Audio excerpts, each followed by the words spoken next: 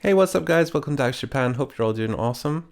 No intro this time just because I don't feel that this is really an Axe Japan video. This is more of just me needing to do something and just, giving you guys a heads up. If I didn't offer this to you guys first, then I wouldn't feel right about it at all. Okay, so you've obviously seen the title of the video, so you know what this is about. But let me just explain. So I'm going to be selling 3 guitars of mine. And the reason for this is because of this guy. And you obviously know this guy, as you've seen him in pretty much every video that I've done. This is my Gibson Les Paul Custom 68 reissue. This was the first high-end guitar I ever bought myself. It means a lot because I bought it with inheritance money that was left from my grandma. So, it's kind of, if it wasn't for her, I wouldn't have this guitar. So it's pretty special that way. So basically, the frets on this guy are about to die. And just because I've played this pretty much every day for the past 20 years, it's been heavily gigged. I gigged with this guy, pretty much all through my 20s. It's had its fair share of action, nicks, stings, you name it, falls. And when you use a guitar this much, the frets start to wear down. And that's kind of what's happening here. So, they're not dead by any means. But I do not want to refret this guitar because when you refret guitars, you'll lose the binding, the string binding. You see how like the binding goes over the fret edges there? You probably can't see that, but yeah, that's just, something cool that Gibson do. And if I had that refretted, I would lose that, and I just really don't want to do that. It's such a special guitar. I want to keep it the way it's always been. And it doesn't mean that I won't play it. Basically, it just needs to kind of go into retirement, and will only be played on occasion, just when I really need to, and when I just, want to. Well, I want to play it all the time, but I can't. I want to keep it, I just basically want to keep it playable for the rest of my life, so that I can play it when I need to. So I love Gibsons.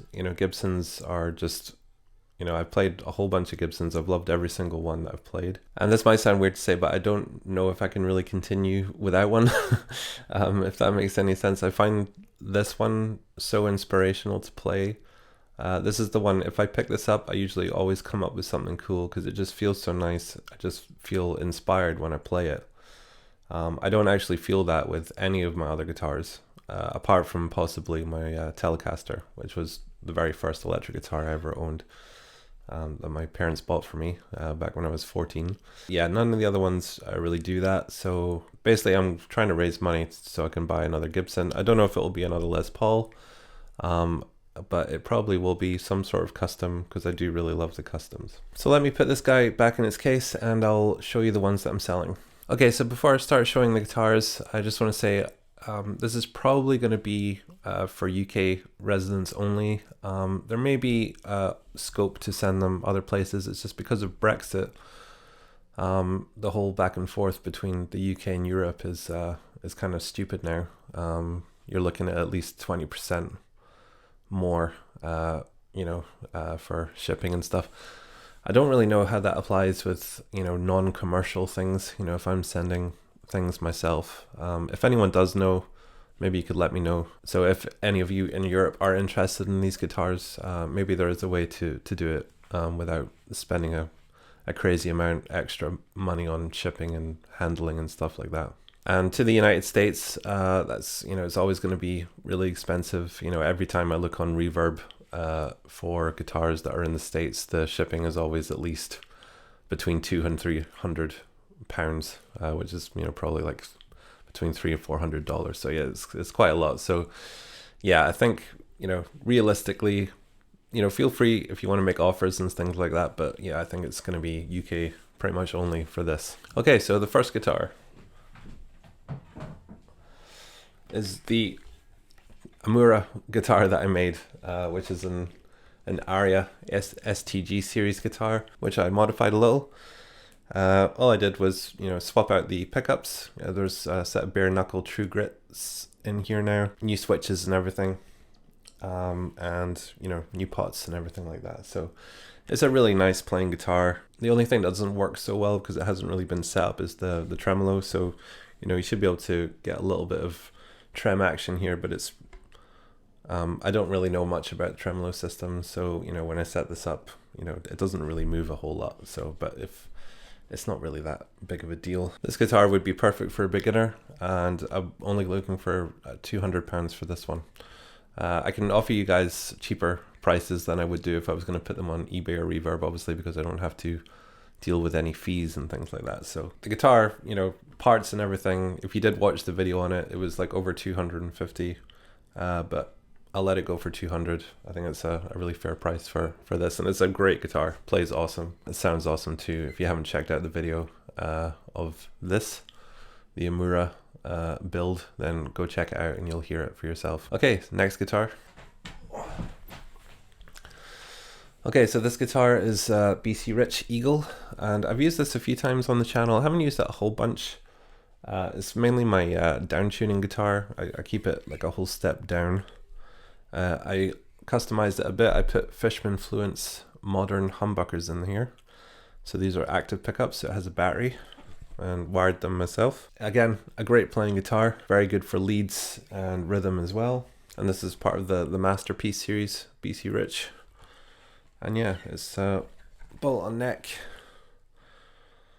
And it's in really good, it's in pretty good shape. There's a couple of dings on the bottom here. Nothing super obvious. Probably down here is where you would see like the biggest of the dings there, if that's going to focus. But apart from that, it's in really good shape. So these are quite expensive pickups in here. One thing to note though for this one is that you should be able to, there's a push-pull here, which will change the voicing of the pickups from like active to passive.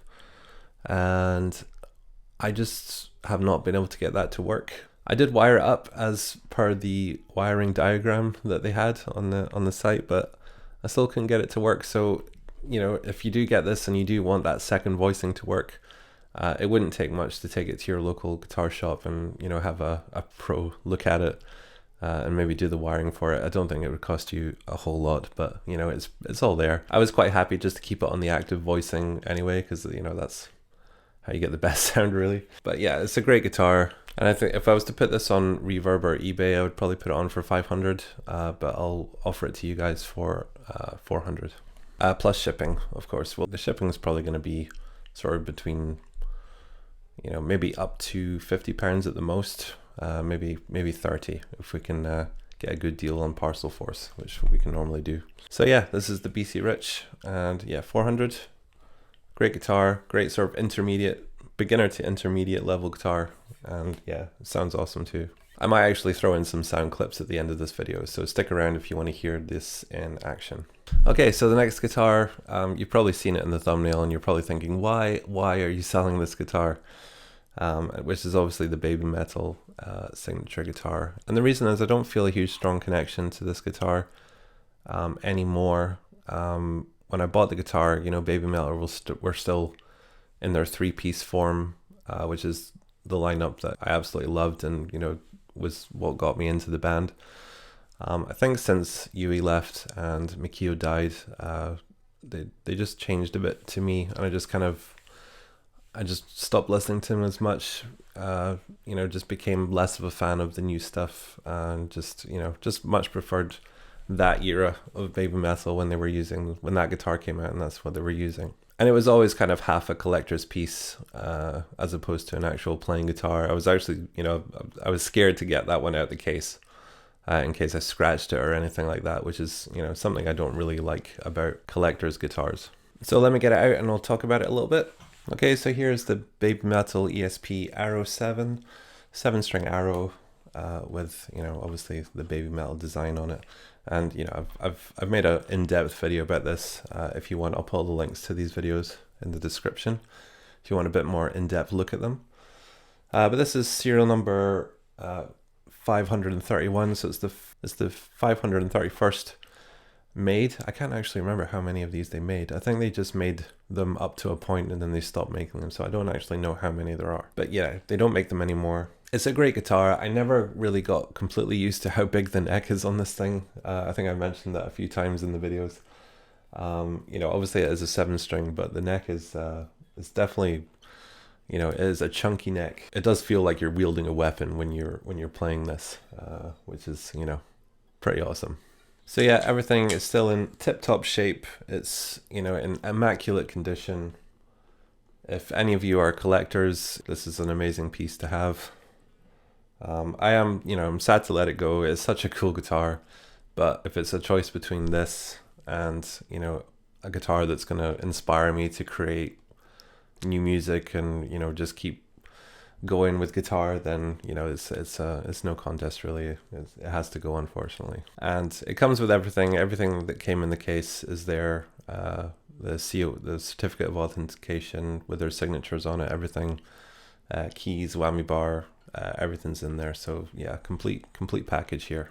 So asking price for the Babymetal ESP is, for you guys, it's going to be $2,500. If I'm going to stick it on Reverb or eBay, it's probably going to be $3,000. So yeah, it's pricey, but you know, this is what the guitar is worth.